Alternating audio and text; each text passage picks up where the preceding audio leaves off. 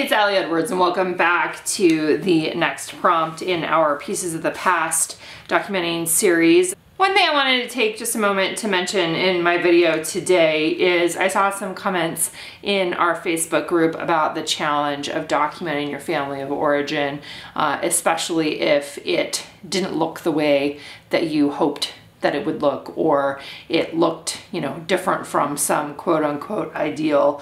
And I just wanted to make a couple comments on that. One of the things that I hope with this project, especially all of these ones that are, pieces of me, right? They're pieces of your own story. They're all little bits of your own life. And one of the benefits, I think, to memory keeping is being able to go back, especially as an adult, and look at our growing up times through maybe different lenses. And you might not be, this is not a have-to thing. I'm just kind of trying to think through. I want to encourage people in really owning their own stories, right? And taking ownership of your own story. And maybe when you're presented with a prompt about your family of origin, it feels really hard. And so that's why I talked a little bit yesterday about considering approaching this from a very fact-based standpoint, right? Maybe you're documenting simply, my parents were married until this point in time, they divorced at this point in time, my dad remarried, my mom never remarried. Like, you're just maybe listing some of that out. It doesn't necessarily have to bring in all of the feelings that could surround that as well.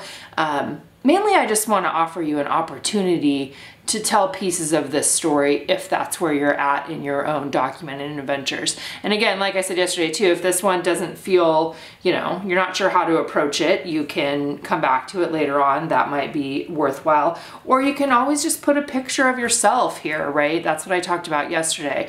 Having a picture of yourself, maybe jotting down some thoughts about why this is a hard story for you right now. Even that would be a totally valuable getting those thoughts and feelings out of your head and heart and putting them down in a page. Maybe your journaling is hidden. You could do that in a notebook sort of situation like this. Maybe you use a card or something else like that. Invitation, like I was going to show you, that invitation is always there for you, right? It doesn't have to be, you don't need to try to make the story into a perfect story when that wasn't the reality of your existence. Like, I feel like that doesn't do anyone any good. And I also would invite you to remember that even when you see a photo of a family like this, there are hundreds of stories that make up this family, right? Hundreds of hard stories, hundreds of challenging stories, hundreds of pieces where people made mistakes, because that's who we are as human beings. So this is not about perfection. This is not about creating a story that didn't exist. This is more just about documenting what was the reality of your existence, right? Those pieces of our story impact who we are today. And even just being able to outline them, I think it can be a really therapeutic and opening. It can be an opening. Just a few things to think about. And parents are ridiculously imperfect, especially I feel like I'm learning that even more and more all the time as a parent of teenagers, is that the understanding that everybody's doing the best they can with what they have, or they are trying to do the best they can, or they're failing even when they're trying to do the best they can, right? Like, there's lots and lots of layers to that.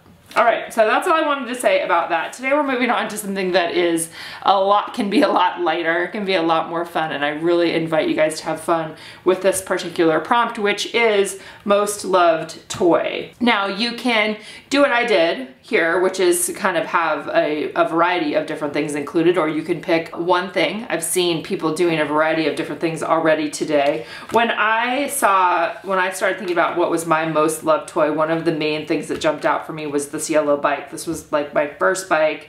It was yellow. Some of you guys might be in our One Little Word community and heard me talk about last month where I had a catalog that I'd gotten, and it had this really cute yellow bike in it. I actually did order that bike, and it came and I have to put this bike together. But yellow, a big yellow bike. So some people might not think of a bike as a toy. It was definitely a toy. It was one of our main things that we played with. We loved playing outside. I love this picture in particular because it has the 2 cars that we owned at that point in time. This house had a big driveway here, lots of fun bike riding. I also have some really amazing red shoes that match my red pants. It's just really, really fun. So again, being thankful that I have that picture, but I don't have pictures of lots of the other toys. So what I did for these ones, actually this is a picture I took myself because this is a toy that I still have here in my office that was one from when I was an infant.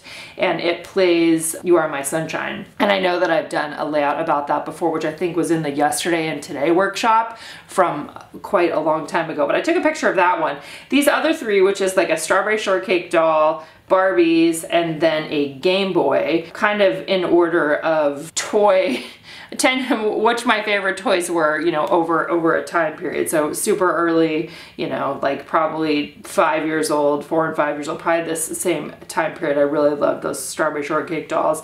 Then moved into Barbies, and then definitely loved playing on a Game Boy, and playing Tetris is the game that we played the most on the Game Boy. So I found these 3 images online just by Google searching. So this is a strawberry shortcake. I Google searched Barbies in the 1980s just to see like what would come up, and found this image, and then the Game Boy one itself. So my plan for adding in this story here is I'm going to cut this one out. It's going to go on the big page here. So that reminder can be powder papers, it can be a photo, it could be a long thing of journaling. My plan also is to cut this and add this to the top here, and then I am going to handwrite journaling down below, and I'm pretty sure that I'm going to use the stamp here that says Growing Up I Loved, and use that for my toy documenting. I was just going to see if there was any other, or it could be I remember, you know, I remember loving this, I remember loving this. And I think I'm going to use these numbers again like I did yesterday. I really liked having those numbers on the picture.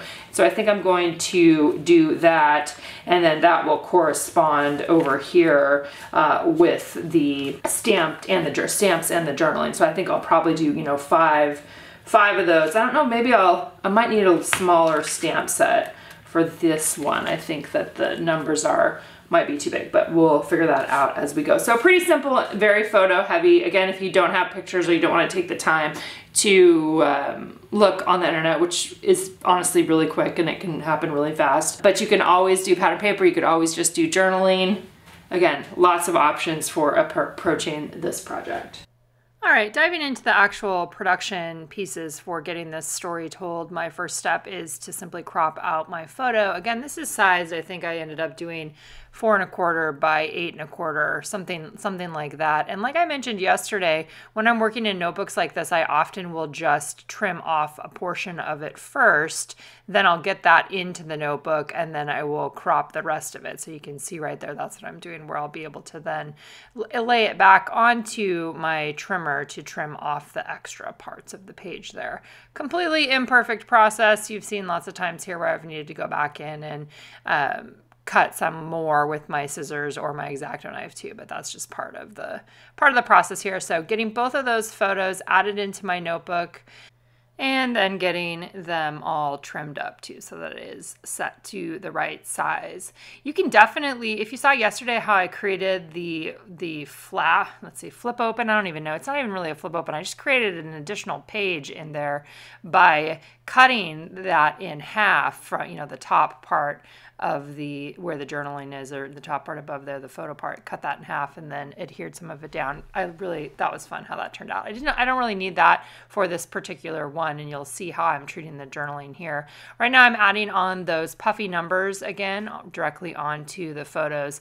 These are going to give me identifiers for my journaling, right? So that I can say number 1 is this, and here's the story about number 1, and here's the story about number 2, and on down the line. As I was placing the puffy numbers on there, I definitely felt like I wanted to have some other small little embellishment right in the middle, so I added a chipboard star. Sometimes, as you are seeing right here, I will continue on using some of the same products that I used the previous day, which is what I did end up doing here. I don't always do that, and it's totally possible that tomorrow will be a complete departure, or that I will follow along with these same steps again, or similar steps. It's completely up to you.